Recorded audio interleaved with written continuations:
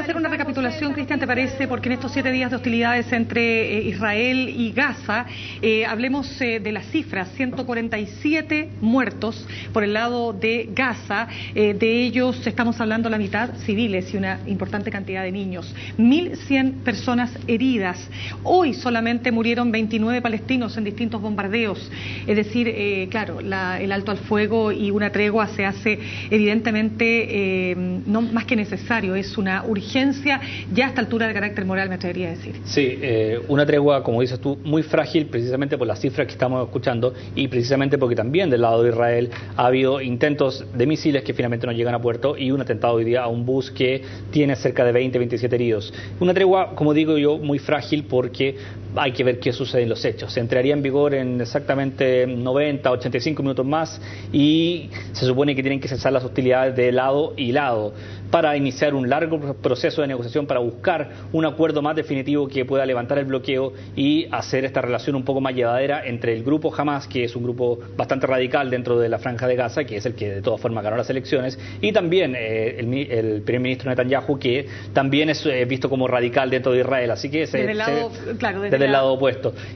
Con mediadores tenemos a Egipto por un lado, a Estados Unidos por otro. Estados Unidos, como siempre, más alineado con el lado de Israel. Egipto está intentando ejercer una mediación imparcial. Por supuesto que también su carácter árabe o palestino, si se quiere, también tiene cierta cercanía. En estos 7 días de conflicto han muerto 5 israelíes, y aquí ha operado, claro, lo que le llaman esta suerte de cortina de hierro. ¿Cómo le llaman exactamente? El círculo de hierro, la cúpula de hierro, que en el fondo es un sistema antimisiles, porque se dispararon, las milicias de Gaza lanzaron 81 cohetes contra Israel, 20 de ellos fueron interceptados por este sistema antimisiles, la cúpula de hierro. Sí, es sumamente difícil establecer la cifra. Para los israelíes, por supuesto, fueron muchos más y que la cúpula de hierro ha actuado muy eficientemente. Sin duda, lo que es un hecho es que la enorme diferencia tecnológica de ambos ejércitos, si se quiere decir así, claro, exacto, pero de los dos lados, la enorme diferencia por parte de Israel hace que las víctimas de parte de Israel sean mucho menores, y también la gran densidad de población existente en Gaza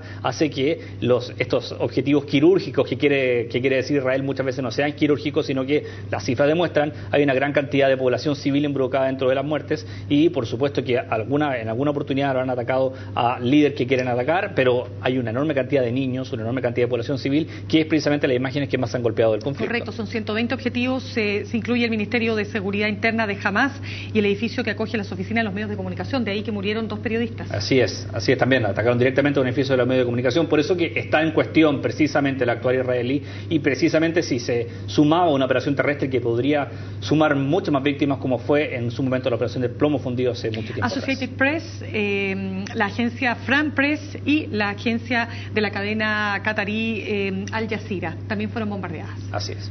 Bueno, un conflicto que sin duda está en una etapa decisiva, pero tal como lo señalabas tú, sobre una sobre un piso muy frágil, considerando cuáles son las condiciones que piden ambas partes, pero desde ya la que pide Hamas, que tiene que ver con el fin de los asesinatos selectivos, el fin del bloqueo económico que sufre la Franja de Gaza, el fin de los asentamientos de judíos en territorio palestino. Sí, no precisamente en Gaza, en Cisjordania y en lo alto del Golán, pero que es ya parte de la demanda histórica del pueblo palestino, digamos, en relación al conflicto con Israel. Por eso te digo yo que se ve muy difícil, ojalá fuera así, digamos, pero se ve muy difícil que esta tregua sea permanente, o hay que ver en qué condiciones se negocia esta tregua, porque probablemente no va a haber cese de hostilidades por ninguna de las dos partes de forma absoluta. Sí se espera que 90 minutos más termine esta escalada de violencia que ya lleva 7 días y que ha arrojado esta cifra tremenda de víctimas que tú comentabas. Bien, Cristian, por supuesto, si tenemos más novedades, vamos a estar retomando, claro, el contacto y el comentario, porque hay que ver qué pasa entonces de aquí a los minutos que quedan para que comience ya a ponerse en marcha, digamos, esta tregua. ¿Y qué pasa con el rol de Estados Unidos y el rol de Egipto, que ha adquirido absolutamente protagonismo en este conflicto que antes no tenía?